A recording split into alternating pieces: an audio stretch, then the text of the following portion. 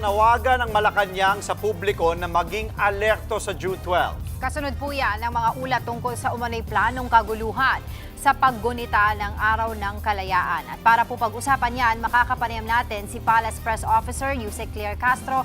Magandang umaga, Yusek. Yes, magandang umaga, Angela. Good morning, Andre. Good morning sa lahat na nakikinig sa inyong programa. Morning po. Opo, Yusek, ano po itong mga ulat na natatanggap ng palasyo tungkol daw po dito sa umano'y bantang panggugulo sa June 12? If I can remember it correctly, rally daw yan sa June 12 tapos magmamarcha towards Malacanang. Marami sigurong destabilizers na naman ang nagnanais at sinasabayan ang gulo sa Senado na gustong ipahid ang lahat na naman ng kasalanan sa Pangulo. Di natin alam, tingnan natin kung paano ba gumalaw ang sitwasyon ngayon. Kasi kung iisipin mo ganyan, magulo na nga sa Senado, pero ang nagsasabi na gumagawa ng gulo sa Senado ay kasalanan ng Malacanang, itinutuloy yung Malacanang. Sino ba nagtuturo sa Malacanang? Si Senator Alan Cayetano. So hindi natin alam kung ito ba planado, sinasakyan ng gulo, samantalang ang Pangulo tutok lang sa trabaho. So ano ang dahilan para sila ay mag-alsa o sumugod sa Malacanang, samantalang ang daming issues na dapat na tignan, dapat ang Senado ay nagtatrabaho na ng tuloy-tuloy, pero magulo pa rin sila. Yusek, So hindi natin alam, di ba? opo. Wala pa naman pong umanong kumpirmadong banta, no? Pero ano po yung mga precautionary measures o hakbang na ginagawa po ng pamahalaan upang matiyak po yung kaligtasan, lalo na sa pagdiriwang po ng Araw ng Kalayaan. Nabanggit, singit ko na lang po, Yusek, magkakaroon din po yung Manila Marathon. First time in history, tatakbo sa EDSA. So bukod po sa mga security measures, ano po yung mga paghahanda natin sa June 12?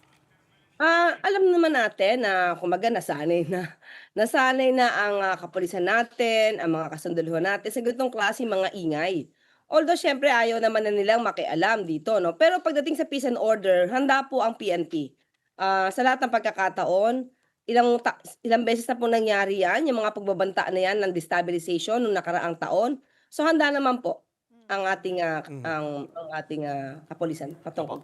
Okay, Yusek, sa ibang usapin naman po, no, alam po nating suportado ng palasyo ang liderato ni Senator Win Gatchalian. Ano po ang pananaw po ninyo sa isinagawang pagdinig, no, last week ng Cayetano Block noong pong nakaraang linggo?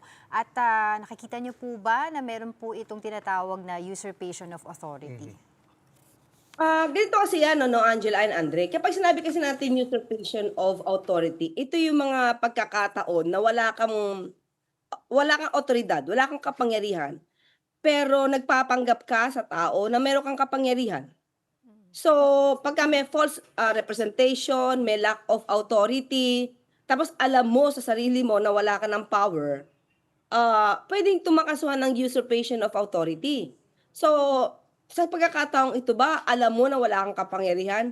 Definitely wala ka ng kapangyarihan kasi may kinikilala ng bagong liderato. Pero pinipilit mo, telling to the people, you're still in power.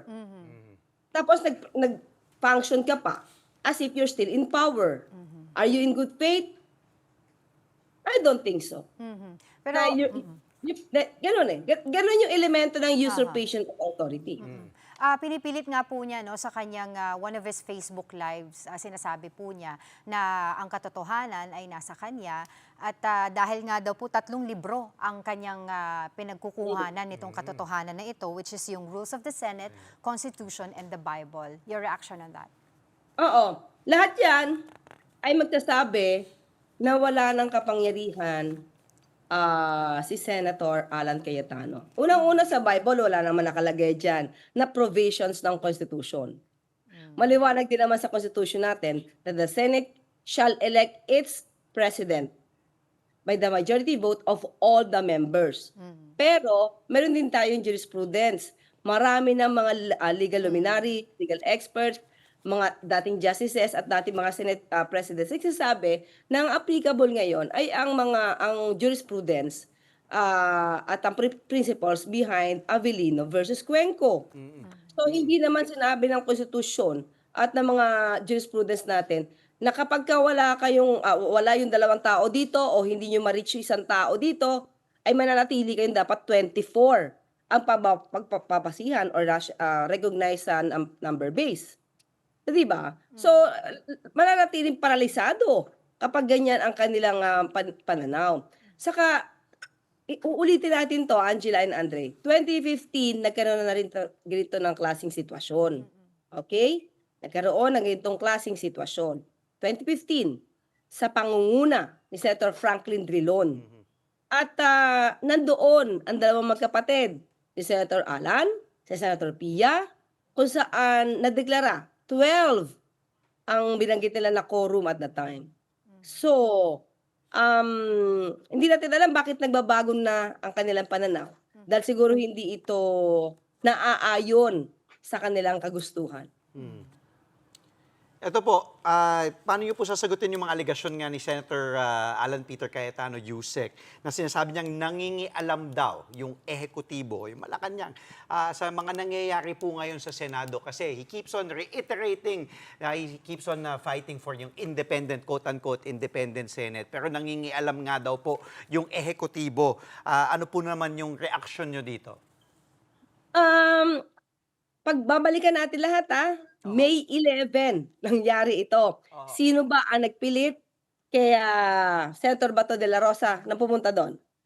Kaya nagpunta do'n yung NBI, kasi nalaman na darating, Kasi meron ng warrant of arrest. Sino ang naglagay sa, protective custody kay Senator Bato de la Rosa? Hindi ba ang Senado sa pamumuno niya? Sino ang nag-order kay Aplasca na mag-lock and load, na magkaroon ng putukan do'n, na pasukin yung, premises ng GSIS, nag-iisang NBI agent, paputukan, lahat ng ito ay may permiso ni Senator Alan Cayetano. Ito bang tunggulo na 'to, sasabihin natin na nakikialam ang Pangulo? Hindi ba siya naman lahat na nag-order niyan? Yung pag-boycott nila ng tatlong araw, ito ba ay may intervention ng Pangulo? Lahat na nangyayari diyang gulo sa Senado, putukan, pagpapatakas or pagpapalabas kay Senator, Bato de la Rosa, wala ritong kinalaman ng Pangulo. Kasi kung nakikialam ang Pangulo, hindi dapat magulo sa Senado. Kung nakikialam ang Pangulo, walang putukan, hindi nakalabas Senator Bato de la Rosa, walang boycott, maayos ang hearing diyan. At hindi magkakaroon ng hindi sila mag-a-absent tatlong araw. Mm. So lahat ng gulo na 'yan, ito ay nasa pamumuno ni Senator Alan Cayetano. Yusek, nabanggit nga po ni Angela, no, yung pagfe-Facebook Live. Parang every Saturday, nagfe-Facebook Live po si Senator Alan Peter Cayetano. Ito recently, last Facebook Live nung Sabado lang, sinabi ni, may warning, sabi siya na mag-ingat daw kay Senator Win Gatchalian at huwag magpagamit sa Malacanang. At mag-usap daw po sila. Ano naman po tugon nyo dito? Siguro mas mag-ingat ang Senado sa sinasabi ni Senator Alan Cayetano kasi hindi ito nagdudulot ng pagkakaisa. Naaapektuhan po yung bansa, naaapektuhan po yung ekonomiya sa ganitong mga pamamaraan ni Senator Alan Cayetano. Wala nagpapagamit, matalino po si Senator Sherwin at sarili po nila itong desisyon. Kung ano man ang nagkaroon ng session diyan, ano man ang pag-usapan diyan sa Senado, lahat po 'yan ay, kanilang pagdedesisyon. Nagkataon lamang po na absent sila, hindi sila pumunta. So kung talagang gusto po niya na na makipagdebate dito, 'wag po niyang ituro yung Malacanang. Pumunta po siya sa session at dun po sila makipagdebate. Alright, lastly po sa gitna ng nagpapatuloy na tensyon sa Senado, actually we are going to hit 1 month already sa June 11 kung hindi pa po matapos itong Senate fiasco na to. Ano ang panawagan po ng Malacanang sa mga senador? Nagsalita na po kasi ang Pangulo, "Get back to work." Ibig sabihin, tapusin niyo 'to kasi kailangan kayo ng taong bayan kaya umayos kayo diyan. Umayos kayo kasi ang sabi ng Pangulo, ang ehekutibo nagtatrabaho, ang judiciary nagtatrabaho. Kayo na lang ang tanging magulo diyan, Dahil nasa pamumuno ni Senator Alan Cayetano, sumobra ang gulo sa Senado. Hindi naman ganyan dati. Alright, maraming salamat po muli sa inyong Thank you, oras. We Yusek. always appreciate you. Maraming salamat po, Yusek Claire Castro. Mga kapatid, Andre Felix po, manatiling may alam pagdating sa mga mahalagang balita sa loob at labas ng bansa. Mag-follow at mag-subscribe na po sa social media pages ng News 5.